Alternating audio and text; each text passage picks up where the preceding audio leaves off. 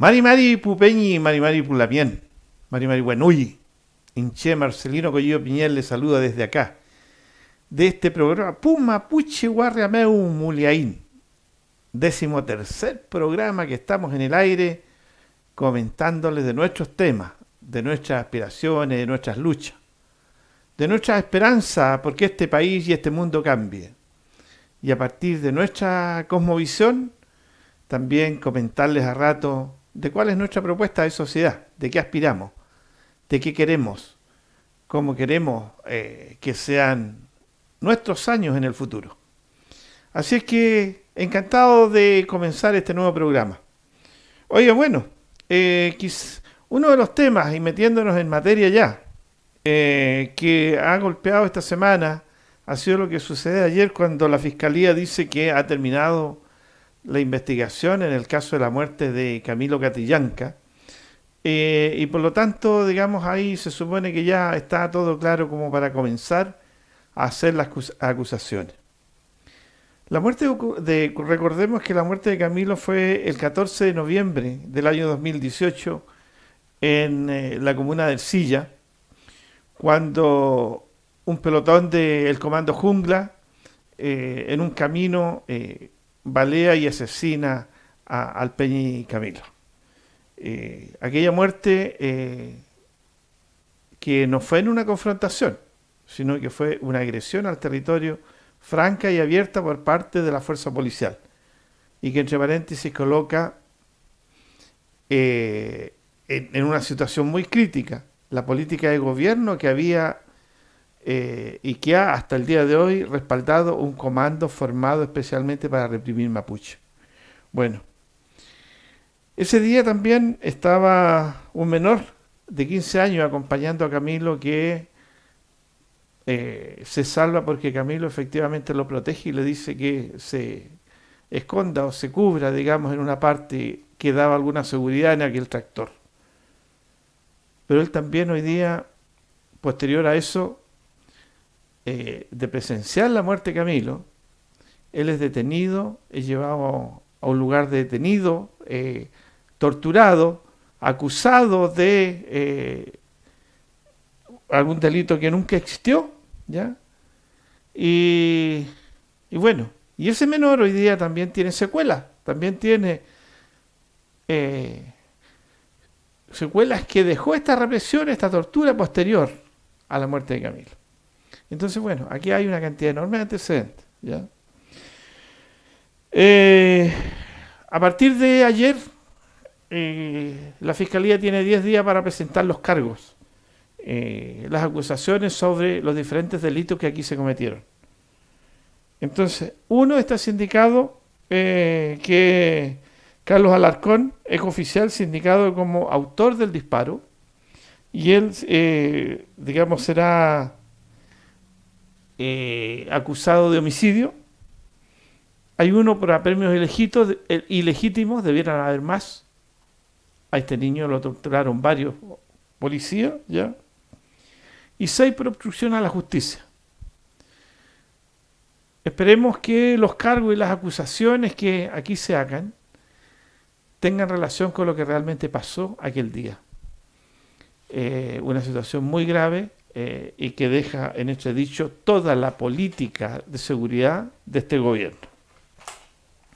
Bueno, otro caso que también hizo noticia en esta semana fue el caso de Brandon Hernández Huentecol, que la Corte rechazó el recurso que buscaba anular la sentencia contra el carabinero Cristian Rivera Silva, ¿ya?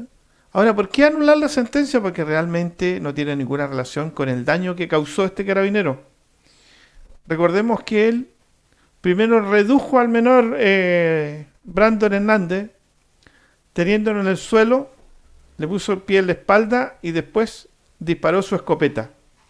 180 perdigones almacenó el cuerpo de Brandon, dejándolo gravemente herido, dañado, y después tuvo 45 días hospitalizado para recuperar parte de su cuerpo.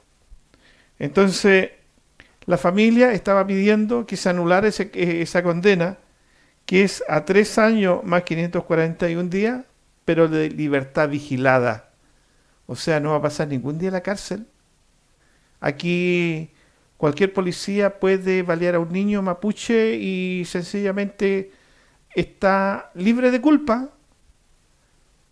¿Existe el Estado de Derecho para el pueblo mapuche? La verdad es que las respuestas son todas negativas. Entonces, ¿hasta cuándo? Y ese es un tema de fondo que hoy día este gobierno tiene que responder por lo que está pasando. Bueno, ese recurso fue denegado y bueno, hoy día la familia va a buscar las formas de cómo seguir avanzando en esta búsqueda de verdad y justicia para Brandon, ¿ya? Bueno, otro tema que nos llega en esta semana es la visita que nos hizo comunidades de Villarrica que vinieron a protestar por lo que está pasando con las inmobiliarias en los territorios. Hoy muchas inmobiliarias están llegando a los territorios comprando terrenos mapuche en forma tramposa, en forma que se sale de los marcos legales para instalar loteos dentro de estas comunidades. Esto afecta la vida de las comunidades, esto afecta los recursos de las comunidades, pero además esto viola los acuerdos internacionales establecidos en el Convenio 169 de respeto a los pueblos originarios de los diferentes países, ¿ya? Y por lo tanto, entonces, las comunidades y los dirigentes llegaron a Santiago para plantear estos temas a la autoridad y que efectivamente la autoridad tome cartas en el asunto para parar estos temas.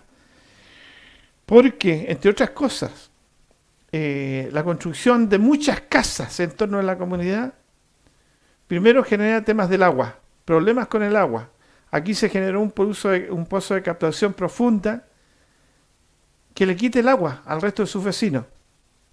Y eso es un tema que es grave, porque sin agua no se vive. Pero además, porque los desechos orgánicos de estas familias van a contaminar los territorios y por lo tanto también las napas subterráneas. Y nuevamente tenemos problemas con el agua. Entonces, grave el tema porque no es el único lugar donde está pasando. Entonces, la exigencia de que la autoridad tome cartas en el asunto es el tema que vinieron a reclamar estas comunidades, ¿ya? Bueno, otro de los temas que nos importa hoy día dejar claro con ustedes es esta consulta que llamó el gobierno, que está planteada que comience el día 22 de mayo, durante este mes. Consulta que le interesa al gobierno, que le interesa a los empresarios. Pero esta consulta no ha sido solicitada, no ha sido pedida por ningún pueblo originario, por ninguna nación originaria.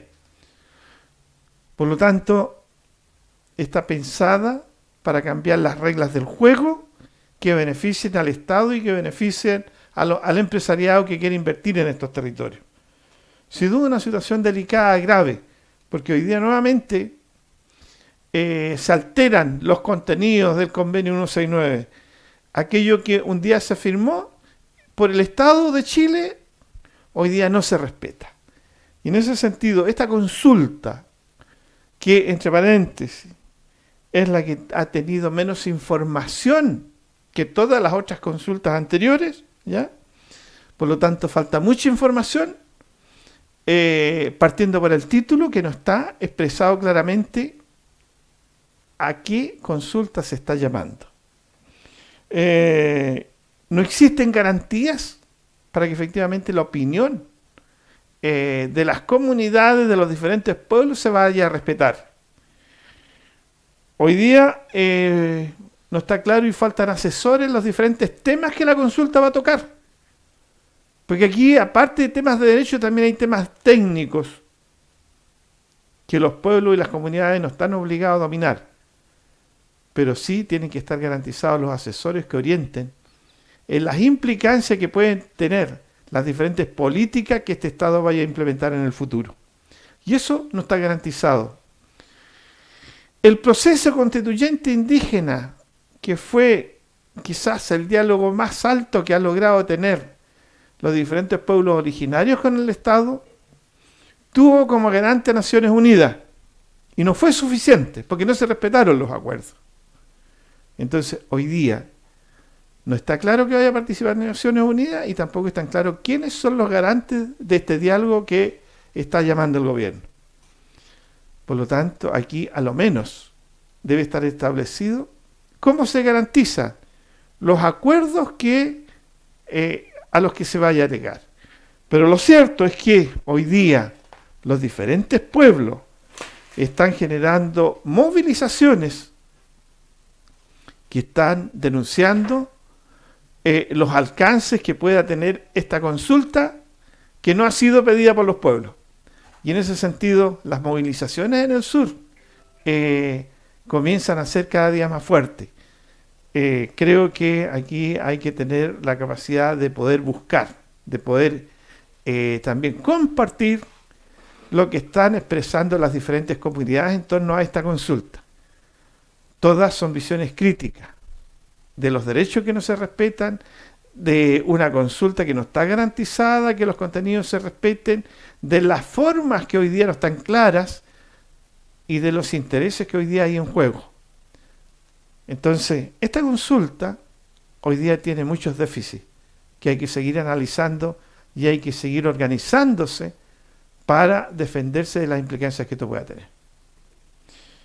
Otro tema que pasó la semana fue lo que este foro que realizó la Universidad Diego Portales el día martes en las dependencias de la universidad, donde la universidad convocó a los pueblos indígenas para ver el tema de la participación en la región metropolitana.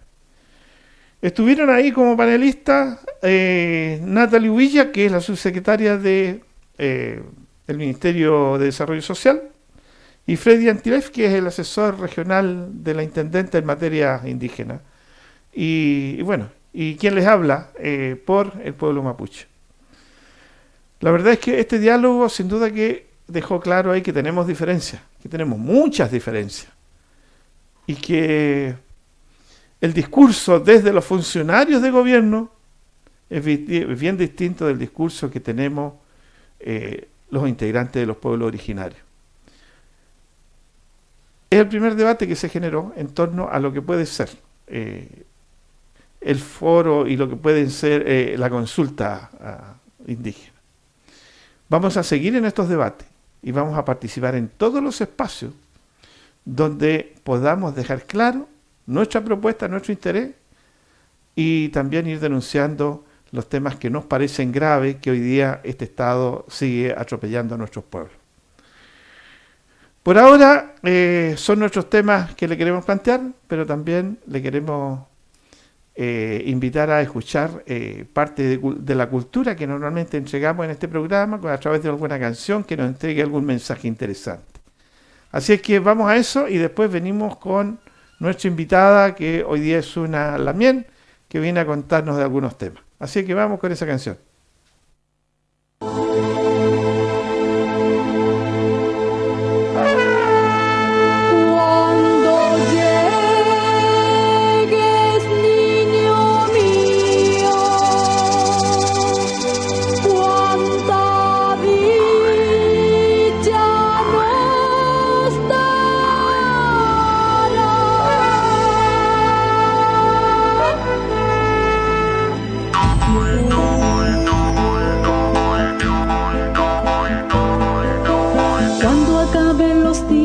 Del crudo invierno y su fruto sagrado nos del Pehuen.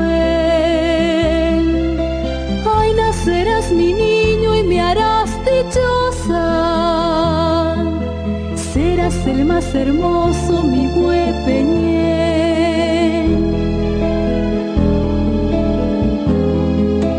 Mi Yagüey te pondremos como tu abuelo. Serás sano y robusto como Aligüen. Tendrás fiesta de bautizo y de regalo. Tu Cagüeyu, borrega y guacá también. Mi Pichiche, mi Huepeñén, traerás bello amanecer. Mi pueblo en ti va a renacer. Pichichi, Huepeñén. Mi Pichiche, mi Huepeñén, traerás bello amanecer. Mi pueblo en ti va a renacer. Pichichi, Huepeñén.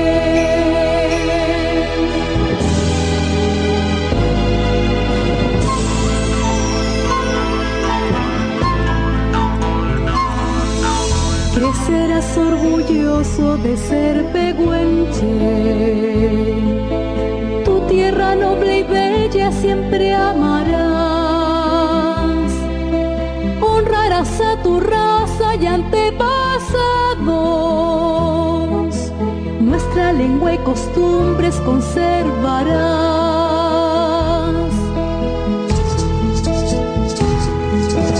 Los árboles, cultivos, los animales, como tu propia vida protegerás. Serás un hombre digno y respetado. Guenenchen desde arriba te guiará. Mi Pichiche, mi Huepeñén, traerás bello amanecer. Mi pueblo en ti va a renacer. Pichiche, Huepeñén. Mi Pichiche, mi Huepeñén, traerás bello amanecer. Mi pueblo en ti va a renacer. Pichiche, Huepeñén.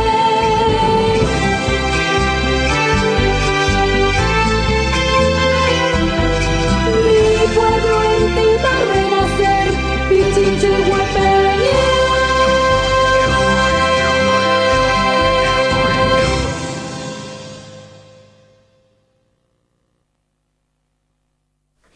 Bueno, aquí estamos de vuelta ya. Bonita canción, hemos escuchado ahí. Sin duda, cuando la creación de nuestra gente se inspira en la naturaleza, en los espacios del Wallmapu salen cosas hermosas, ¿ya? Bueno, hoy estamos acá con una invitada, una Lamien que ha venido a contarnos un poco lo que está pasando en la educación. Pero lo que está pasando en la educación con nuestros niños, con nuestros jóvenes, que hoy día se han visto afectados no solamente por la represión que se da en las calles, sino por la represión que sigue haciendo el Estado posterior a eso. Entonces, hoy, hace algunas semanas, se ha resuelto y se ha acordado en el Parlamento una ley llamada Aula Segura. La verdad es que la seguridad no está garantizada, no se sabe para quién es aquella seguridad. Porque los niños hoy día sin duda que viven una situación de incertidumbre. Entonces, hoy día nos acompaña una Lamien que yo le voy a pedir que ella misma se presente. Y bueno, Lamien, muy buenas tardes, bienvenida. Buenas tardes, gracias por la invitación.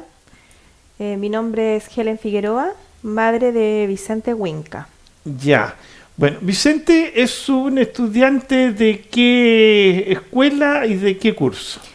Vicente es alumno del Internado Nacional Barros Arana. En este año él está cursando 8º año básico. Ya, ahora, él participó en una movilización y fue detenido. Correcto. El año pasado, el 5 de noviembre, él fue detenido en una manifestación que se realizaba y, bueno, en la mañana, dentro del establecimiento, entró Carabineros, Fuerzas Especiales, y ahí fue tomado detenido junto a 3 compañeros. O sea, Vicente no estaba en la calle. No, Estaba al interior del Barro Sarana. la detención fue dentro, ¿Ya? pero sí la manifestación era en la calle, en ¿Ya? la entrada del establecimiento. Ya. ¿Y Carabineros, con qué autorización entra al establecimiento educacional? Porque se supone que no puede entrar. Es que ellos hace bastante tiempo, muchos meses, o sea, anteriores a la detención de Vicente, ya cuentan con la autorización del rector para poder entrar al establecimiento. O sea, antes que se produzca la movilización ya están autorizados. Correcto, porque esta era una de tantas. Ya esto venía sucediendo ya ni siquiera meses antes. Desde el año anterior, Carabineros sí entra al establecimiento. Qué terrible, ya. O sea, ese es un antecedente que a lo menos yo no tenía en cuenta. Oye, bueno, ¿y qué pasa con Vicente? ¿Vicente es detenido junto a otras 3 personas? Sí, correcto. Vicente fue detenido junto a 3 compañeros, los cuales estuvieron 28 horas detenidos antes de pasar a control de detención el día siguiente a Fiscalía. Y en ese momento, 3 de ellos, incluyendo a Vicente, quedan con reclusión total domiciliaria. Ya. ¿Eso fue en qué tiempo? Esto fue el 5 de noviembre. 5 de noviembre, ya. ¿Y hasta cuándo dura eso? Bueno, en el transcurso de los meses, porque duró bastante tiempo, bueno, se trataron de cambiar las cautelares para los chicos y Vicente no se le pudo cambiar porque en 3 oportunidades Carabineros mintió diciendo que nosotros no nos encontrábamos en la casa. Por lo tanto, Fiscalía determinó que Vicente tenía que quedar 30 días más con reclusión. Por lo tanto, quedó hasta el 15 de febrero. Ya, oiga, ¿y esta medida cautelar de arresto domiciliario era contratada por Carabineros diariamente? Sí, diariamente se hacían presentes en el domicilio. Vicente tenía que salir, lo cual no corresponde a esta cautelar porque son ellos los que deben golpear la puerta del domicilio y pedir la firma de él, pero acá no ocurría así. Vicente tenía que salir a la calle en cualquier horario. Ellos iban muchas veces en el día, en la madrugada. Teníamos que esperar que pasaran para que Vicente pudiera firmar. Ya, o sea, no había un horario fijo. No Ya. existía. Ya. Y bueno, después eso, ¿hasta cuándo duró? Hasta febrero, decía usted. Sí, la cautelar duró hasta el 15 de febrero. ¿Ya? Y ahí se modifica, quedando, bueno, Vicente queda con firma mensual en Fiscalía y todos los jueves tiene que dirigirse al Sename a firmar. Ahora estamos en un proceso de preparación de juicio oral, que hace una semana atrás era la fecha, pero el abogado de otros 2 chicos, de los otros 2, pidió la suspensión de la audiencia, así que esto se alargó por 2 meses más. Tenemos fecha para julio.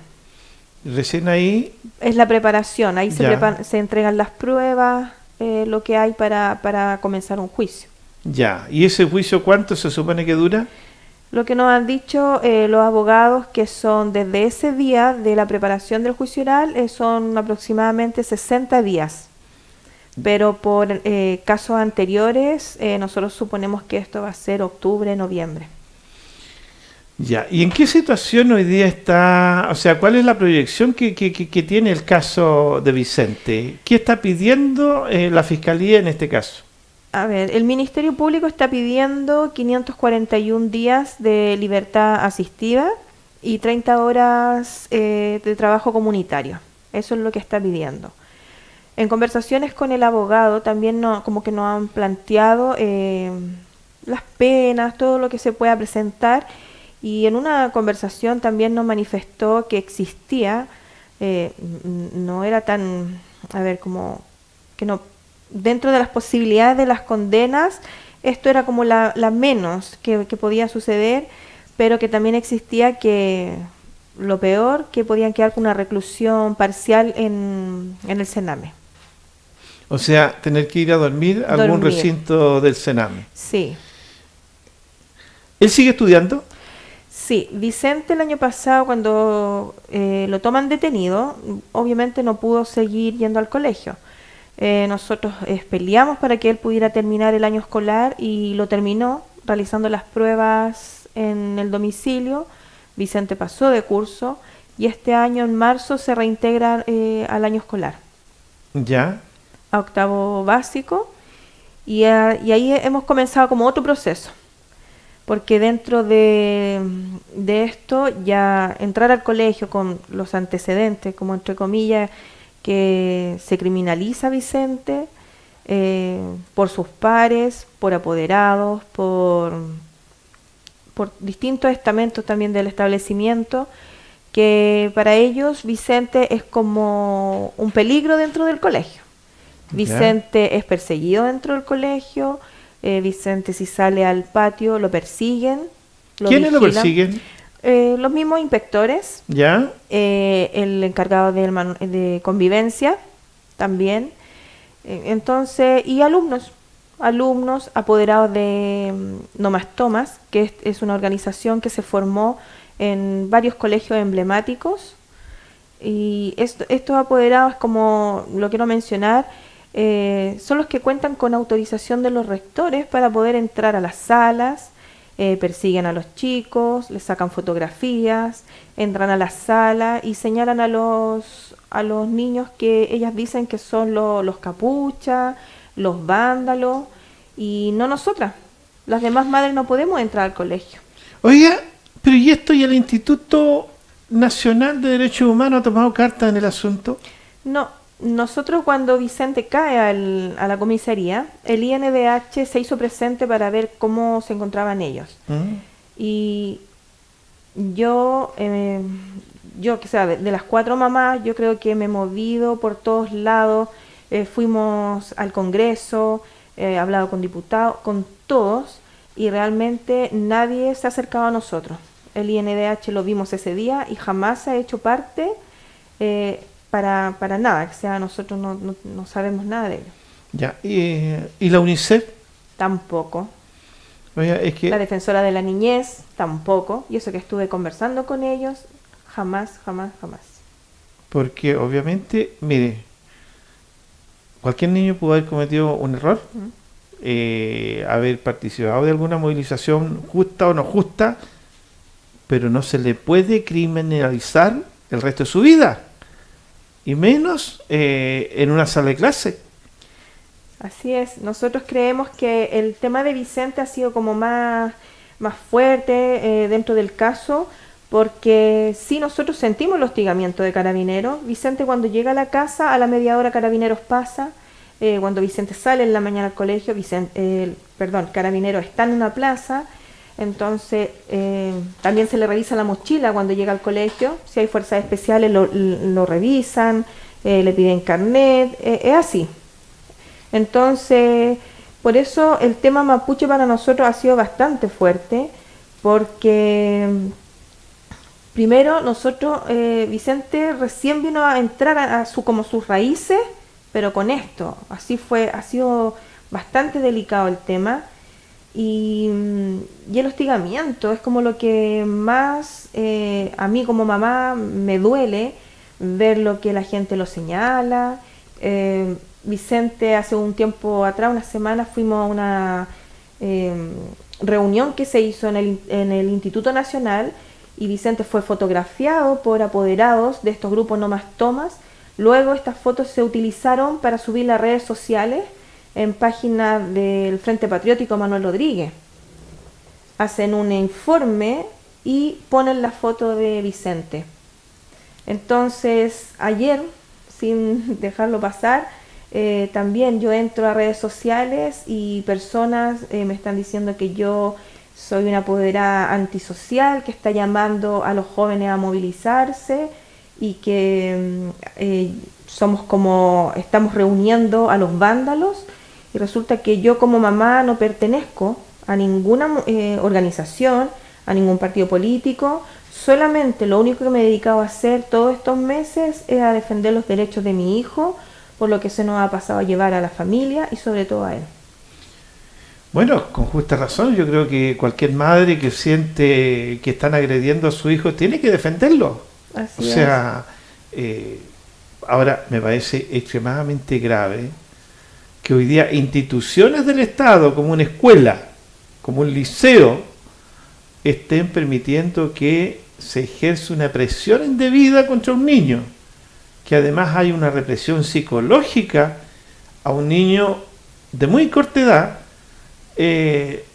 y que no tiene ninguna posibilidad de defenderse en términos reales.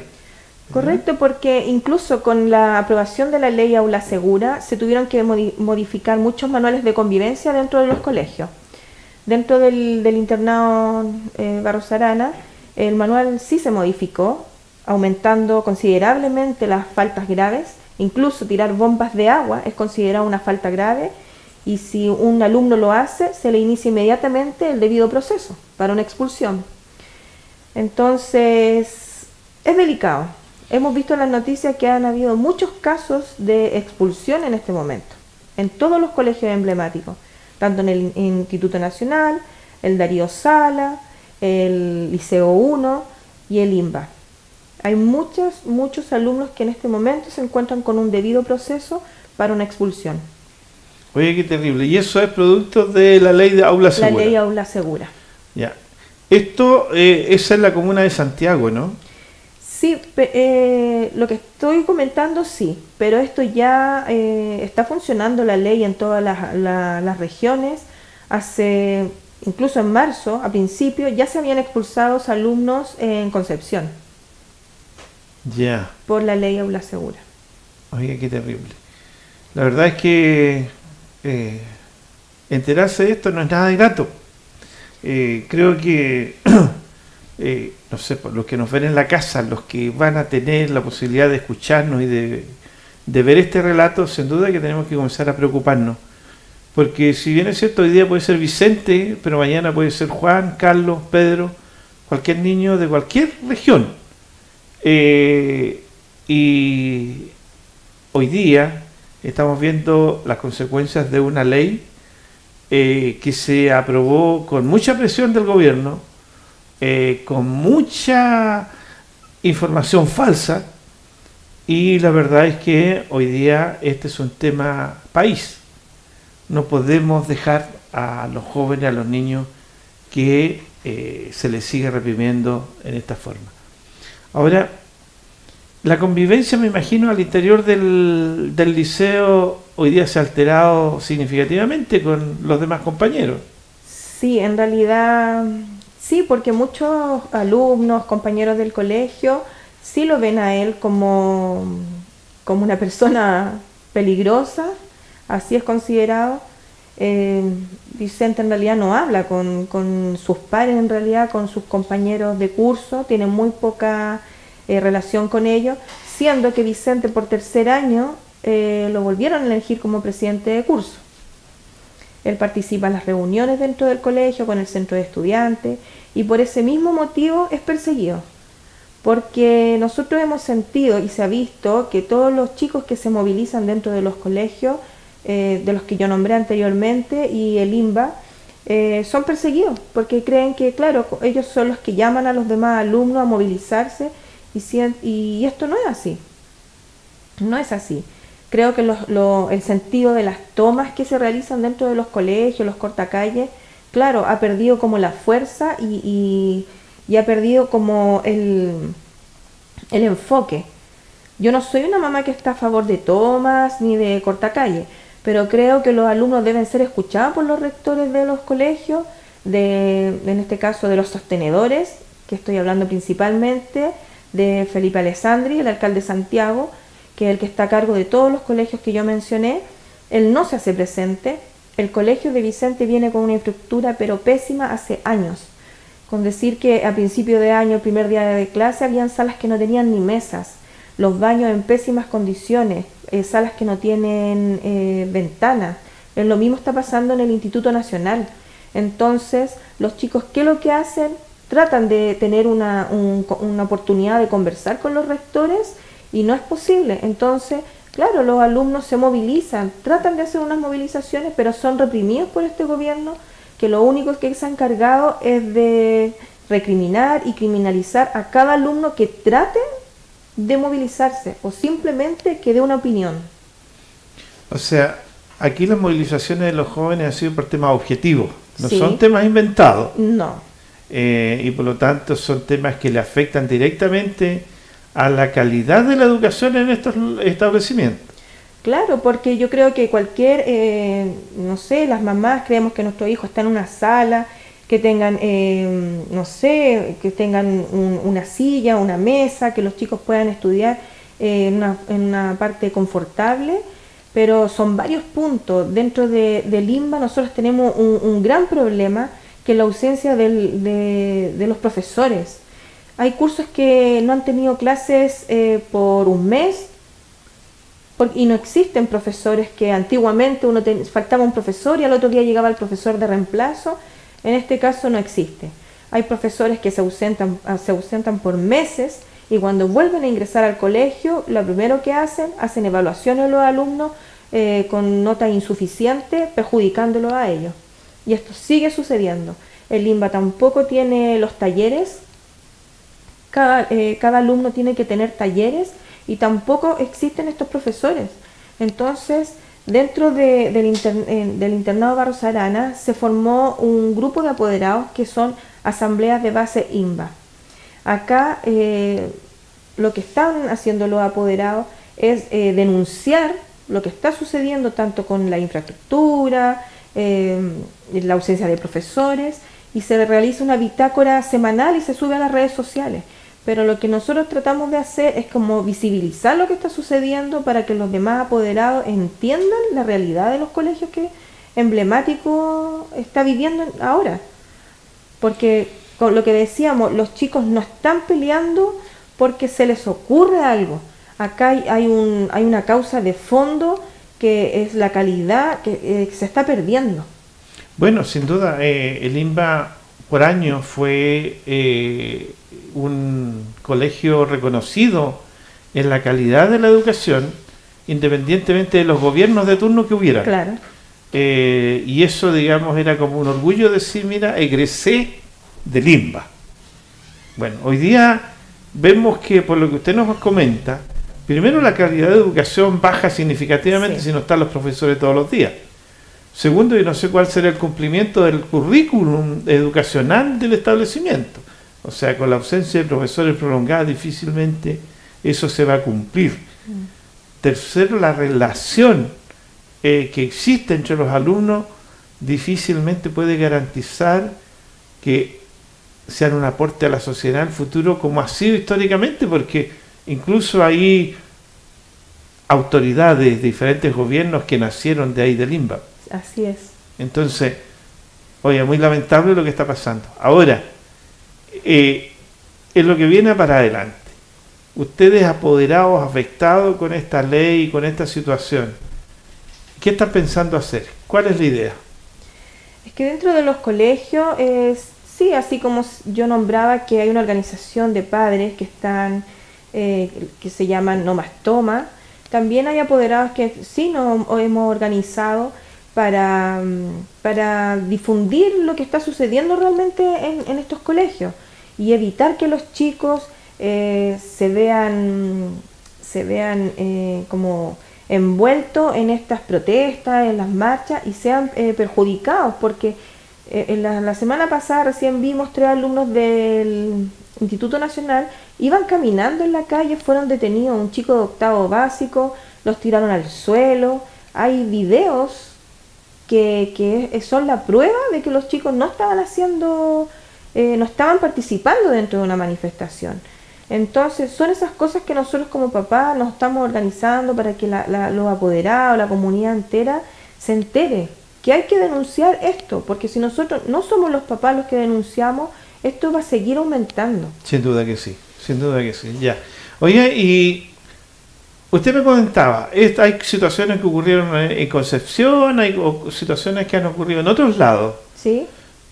¿Hay conexión con los otros colegios de las otras regiones que está pasando esto mismo? A ver, yo como apoderada de Vicente, y con él tenemos contacto. Yo no podría hablar de los demás apoderados. Ya. Nosotros hace una semana atrás, la Red por la Defensa de la Infancia Mapuche invitó a Vicente a un conversatorio que se realizó en la Universidad Mayor. Ahí obviamente tuvimos contacto con chicos de Quintero, de la Araucanía, de Santiago, vocera de la ACES, y comentamos todo esto. Se habló de la ley Aula Segura, de todo lo que está sucediendo en el país. Y nosotros sí hemos tenido contacto con ellos. También hace unos pocos días también tuvimos reunión en una radio con el vocero de la ACES de acá de Santiago, y hemos tratado de tener pequeñas conversaciones para ver cómo se puede trabajar, cómo podemos juntarnos y buscar una solución ante esto. Y ahí estamos viendo pues, cómo vamos a ir avanzando con el tema, que es bastante delicado. No sé si usted supo que hace un mes ya, en la noche, a las 22 horas, se allanaron casas de alumnos del Darío Sala, sacando a los alumnos de sus casas. Y esto no queremos que se vuelva a repetir. Sin duda, no, si nos enteramos de eso, es más, en este programa en algún momento denunciamos eso, porque nos llegó esa información, sin duda que nos parece grave, porque eso significa volver a los tiempos de la dictadura, ya volver a recordar esos tiempos muy dolorosos, graves que sucedieron en este país y que donde la vida no estaba garantizada, donde la seguridad de cualquier hijo vecino, la verdad es que estaba en riesgo todos los días y a cada rato. Entonces, volver a esos tiempos, siento que es grave. Este país, o sea, no es solamente el tema del Liceo X, es el tema de un país que comienza a vivir de una forma que no fue grata en este país, que fue muy dolorosa. Entonces, grave lo que está pasando. Sí. ¿Algunas reuniones, algunas acciones, algunas actividades que quiera invitarnos a usted en lo último, digamos, del programa? Me gustaría invitarlo a todos a una actividad que se va a realizar el día 8 y 9 de junio en el Centro Cultural, ¿cómo se? Yo le expliqué, el que está en el bosque. Ah, Mahuidache. Sí, ahí vamos a hacer una actividad. En unos pocos días ya vamos a subir la información a redes sociales. ¿Ya? Esta actividad que estamos realizando son para juntar fondos para el testigo del caso Catrillanca, no puedo dar su nombre por razones obvias, y tanto para Vicente. Esto, bueno, es para pagar todo lo que se está haciendo con el tema de los abogados. Y bueno, todas las actividades que vamos a realizar, que son varias que estamos ya planeando, las vamos a difundir en redes sociales. Ya pues. Oiga, bueno, le agradezco que haya estado por acá. Le agradezco que nos comparta la realidad que está viviendo Vicente y otros jóvenes en este país.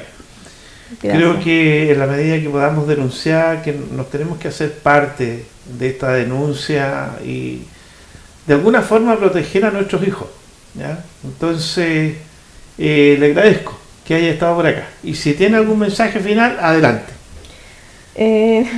No, nada más que agradecer a todas las personas que en realidad se han acercado a nosotros, en especial a la Red por la Defensa de la Infancia Mapuche, que siempre se ha encontrado presente en todo el proceso que ha vivido Vicente. Y hoy día también nos vamos a hacer una vocería en el Teatro Caupolicán. Hay un festival chileno, así que hoy día nos vamos a encontrar ahí para visibilizar lo que está sucediendo con los niños mapuches. Ya pues, muchas gracias. Gracias. Bueno, y nosotros estamos llegando al final de nuestro programa. Hoy día con muchas noticias. Nos gustaría siempre comentarles cosas gratas, pero no se puede, ¿ya? Ahora, yo creo que sí, para finalizar el programa, volver a recordar un poco las noticias que sí entregábamos en el programa anterior, pero que hasta el día de hoy ningún medio oficial ha tomado. Y es que, mire, este país justamente, con mucha alegría y con mucha justicia, se alegró cuando Pablo Neruda obtuvo el premio Nobel en aquellos años. Igual cosa que cuando Gabriela Mistral lo logró. Pero hoy día los medios de comunicación, cuando un mapuche logra el premio Nobel de Medio Ambiente, ningún medio escribe, ningún medio dice que un mapuche se ganó. Esa es la mentalidad, ese es el carácter, ese es el racismo de este Estado, de estos medios de comunicación. Por eso nosotros vamos a hacer siempre un espacio que va a tener las puertas abiertas para denunciar lo que pasa con nuestra gente, con nuestro pueblo. Pero también alegrarnos cuando pasa esto. Así que seguiremos en esta actividad. Pupeño, Lamien, Peucayal, hasta la próxima semana.